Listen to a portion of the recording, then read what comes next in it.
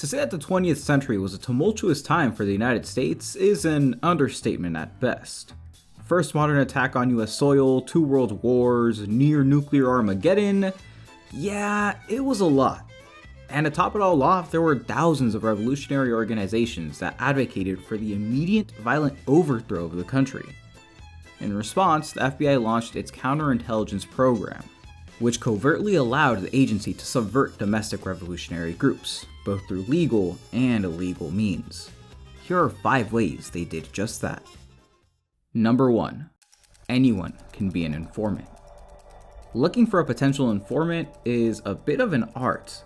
You can pay someone to join an organization and work their way up, but you need to find someone with the right background, the right look, and the right knowledge.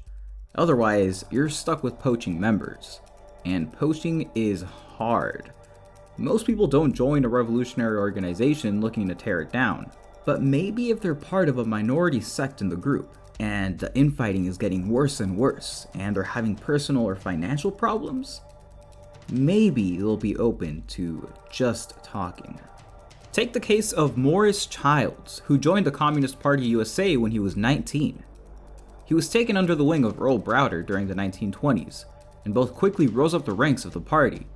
Childs was sent to Moscow in 1929 for political training and eventually earned a spot in the party's Central Committee, while Browder became CPUSA's General Secretary in 1930. Comrade Browder found success as party leader with his slogan, "Communism is 20th century Americanism," running for US President in the 1936 election and developing a strong cult of personality. But he went a step too far towards reconciliation, writing about how capitalism and communism could coexist peacefully, and held organizational principles Moscow deeply disagreed with. He was expelled right after World War II, setting off a sharp leftward turn for the party. In the campaign against Browderist elements in the party, Childs was eventually ousted from his position. And after suffering 2 heart attacks and divorcing his wife, he was left with no political, emotional, or financial support. Tired and with overwhelming hospital bills, he fell right into the hands of the FBI. The government then began legally cracking down on the party in the late 40s, and numerous high-level members went underground. Desperate for talented organizers, leadership looked back to reinstate purged members. And seemingly reformed, Childs was allowed back into the party, and with his help, the FBI was able to collect hundreds of party secrets. Stories like these are not unique. Historian Maurice Isserman notes that purges like these pushed hundreds out of the party, and some into the arms of the FBI. Sometimes, people are only one bad day away from being willing to talk. Number 2. Get in early. Meet Richard Aoki, the ideal revolutionary. His family was held in US-Japanese concentration camps during the 40s, leaving a major impact on him as a young boy. During high school, he had numerous communist friends, and while he wasn't a communist himself, he was influenced by their ideas. He later enlisted in the army out of necessity, but seeing how awfully violent the Vietnam War was firsthand, he was convinced that the government needed to be toppled. He joined the Young Socialist Alliance and moved up the ranks quickly. During this time, he befriended a relatively unknown man at the time, Huey P. Newton. Newton liked Aoki and showed him the 10-point platform his group had crafted for an organization they wanted to create, the Black Panthers Party. Aoki approved of what he saw and became both a founding member of the party and the first Asian American secret member of the organization. Aoki continued his career as a revolutionary through the 60s and 70s. Eventually, he became more and more focused on academia, but even as a professor, Professor Aoki maintained his involvement, being a major figure in the strike for ethnic studies at Berkeley. This man was a personal idol for many young Asian Americans in the 90s and early 2000s. He had a loud, boastful personality, a living counterexample of the racist stereotypes that paint Asian men as quiet and submissive. Richard Aoki was not afraid of anybody, and his life as a revolutionary was proof of it. He even had a documentary made of him in 2009, which is where most of the footage you're watching is from. He passed away later that same year. How could anyone doubt this man with such a rich history in radicalism and a compelling life narrative to boot? Unfortunately for everyone Richard Aoki worked with, it was all mostly a farce.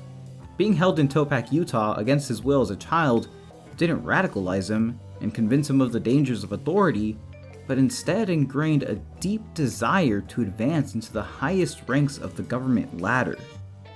Aoki didn't personally witness the horrors of Vietnam. Instead, during his time in the army, the FBI noticed he had associated with communists in high school, and after a short application process, he began his job as an informant the moment he left the army. In 2012, writer Seth Rosenfield released a book, The FBI's War on Student Radicals, and revealed the damning truth that Aoki had actually been an FBI informant throughout his entire career. This was met with heavy criticism from old friends and comrades, and Rosenfield was accused of lying to sell books. His evidence wasn't exactly definitive, since even to this day, plenty of documents on FBI operations are sealed. And the urge to defend an old comrade is hard to resist. But when the FBI later released their full file on Aoki, the truth was undeniable. Aoki had been an informant from day one. In the words of Aaron J. Leonard, the author of A Threat of First Magnitude, Huey Newton gets arrested for a shootout with the cops, sending Huey Newton to jail, and the Free Huey movement explodes. Richard Aoki tells the FBI within a day or two that the car Newton was driving was Newton's girlfriend's car. This is Richard Aoki. This is his real legacy. The FBI had men and women everywhere and made it their imperative to get in during the group's formative years. Timing was everything. And like Aoki, Morris Child fulfilled a similar role for the Bureau. He was bought at a crucial point in time for the CPUSA, the same time Aoki was adopting his radical persona, and a major turning point for all radical organizing abroad. The Sino-Soviet split of 1960. Number 3. Agitate, agitate, agitate. The Sino-Soviet split was an incredibly difficult issue for organizations to navigate. The two most legitimate socialist entities, the Soviet Union and Communist China, came at odds over a complicated difference in tactics. The question for socialist organizations abroad became Comrade Mao or Comrade Stalin. And it wasn't just a difference in rhetoric, your position determined how much financial and material support you would receive from your side. The Students for a Democratic Society arose right as the split was taking shape in 1959. While not nominally a revolutionary or radical organization, the SDS had its hand in actions in the civil rights movement and the anti-war movement. Throughout the decade, the SDS was tugged at from all sides. Being a Big Tent organization, Trotskyists, anarchists, communists, and others all vied for control. The traditional narrative of the demise of the SDS holds that the group was pulled apart by restless student radicals who wanted the revolution to start immediately. After the intense 1969 National Conference, the SDS was split into multiple factions, the most notable of which was the Weathermen Underground, who consisted of the more militant leadership within the party.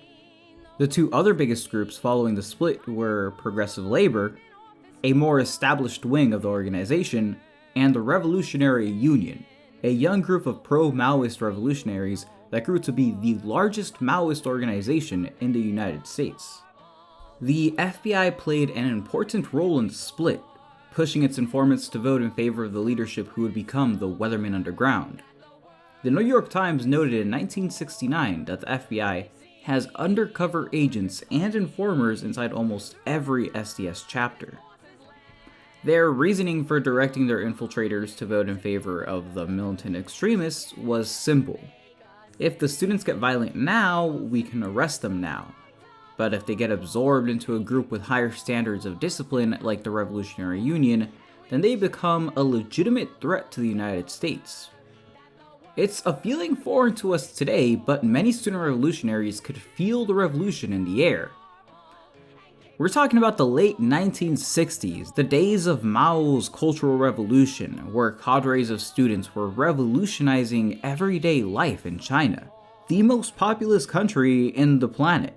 For students here in the States, it was only a matter of a few months, years at most, for people to similarly take up arms, and so the FBI wasted no time in convincing young radicals of this reality. The Bureau prepared numerous anonymous letters sent to various sectarian groups in the fight, misrepresenting people's views, and even suggesting some were FBI informants. This was a common FBI tactic and enough to push the coalition to the edge. With SDS in ruins, the Weathermen would unleash a series of violent attacks across the country, most notably an attack on the US Capitol in 1969, pushing them to the top of the FBI's most wanted list.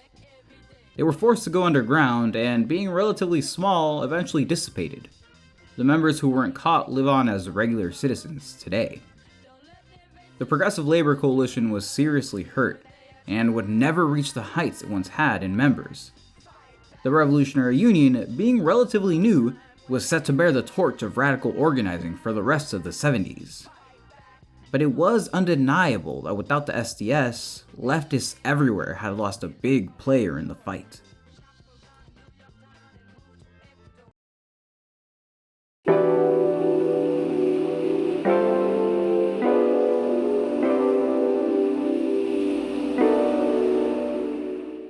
Number 4. By any means necessary. The letters sent in the SDS debacle were small time compared to other FBI operations. One of the more famous examples of fake letters were the set Martin Luther King Jr. received trying to convince him to commit suicide. While scandalous, it's not the worst example. In a 1964 memo, the FBI celebrated that its campaign of anonymous letters against the Puerto Rican independence movement had contributed to the heart attack of one of its leaders.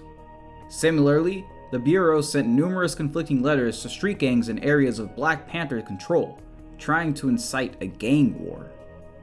Merely being affiliated with an organization like the Black Panthers could set off the wrath of the FBI. Actress Jean Seberg, whose affiliation with the Panthers involved donating to the organization, was the victim of a widespread rumor that her unborn baby was the culmination of a secret affair with a member of the Panthers.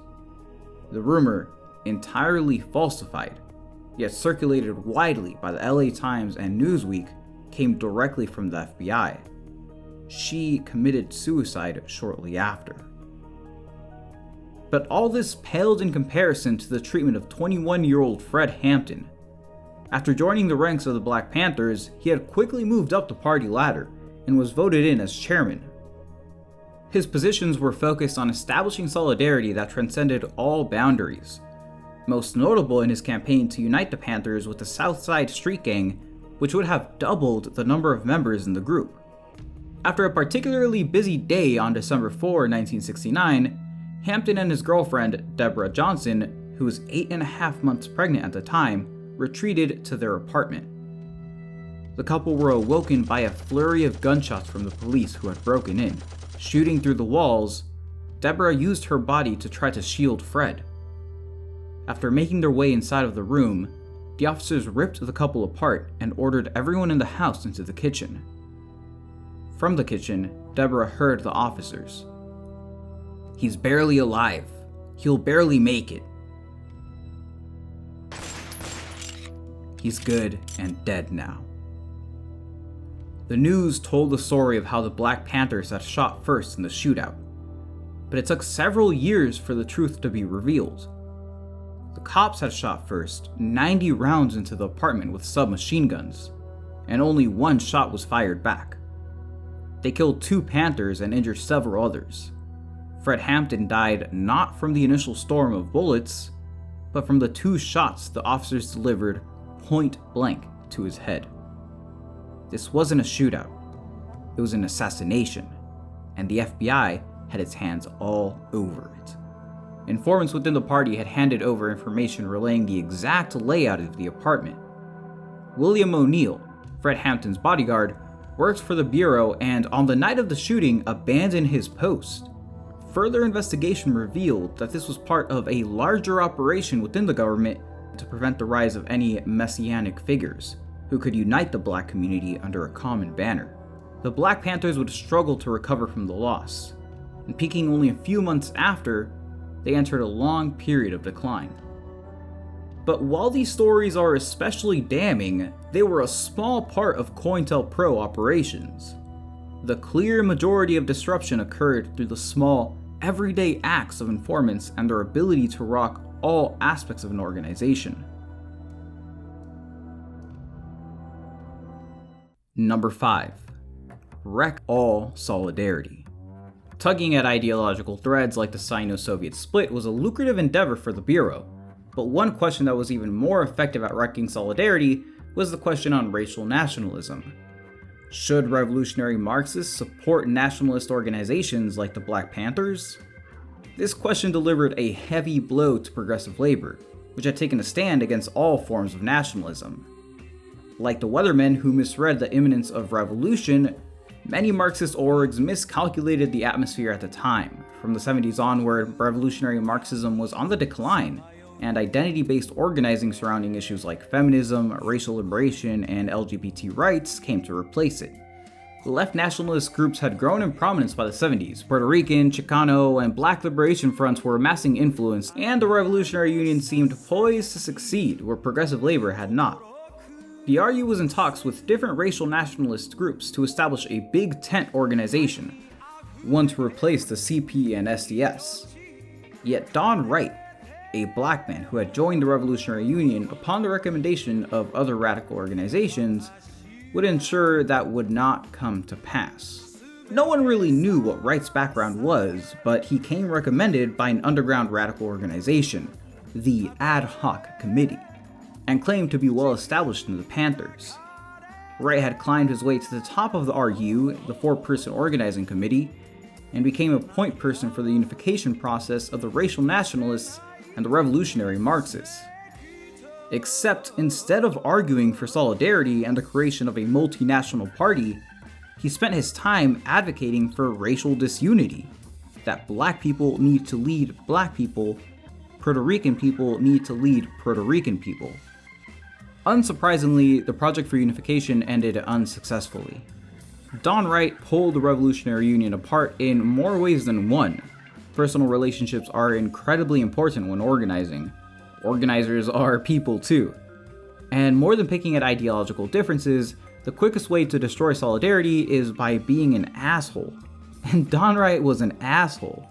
Personal writings from various members reveal that by just being a jerk, Wright accomplished his goal of wrecking the organization. The Revolutionary Union wouldn't last long after the failed unification process. Once the largest national Maoist organization, the RU was reduced to a small dogmatic group. By the late 70s and 80s, the era of radical Marxist organizing in the United States had passed. Reading about the prevalence of spies within leftist organizations can be depressing. I mean, damn, they were everywhere. And it's easy to see how successful the FBI was at sowing havoc, and think they were at the root of every misstep. But it wasn't all on them. While infiltrators blew ideological gashes wide open, the organization at large still supported them. Despite being secret, after close examination, many infiltrators left clues at their government connections. Richard Aoki had numerous inconsistencies in his life story. Don Wright claimed to be a high member within the Black Panther Party, but if anyone in the RU had bothered to check in with the Panthers, they would have known that this was a complete fabrication. And the underground Maoist group that recommended him, the Ad Hoc Committee, that didn't actually exist. It was just an FBI front, but no one bothered to dig deeper. When regular members would bring up certain suspicions to their superiors, they were met with common responses. Well, he's black, he's a worker, they're a woman. We don't have that many of those. We need them. Predominantly white student groups would do anything to keep brown and black members, or people from the working class, even if they felt they were class wreckers. Aaron J. Leonard has another great quote on how this would go down. With the informants, people were saying, "These people are a little off." But a party leader effectively said, "You shouldn't attack them because they're proletarians." Well, they're screwed up proletarians. And if you want to protect your organization, you don't want screwed up proletarians.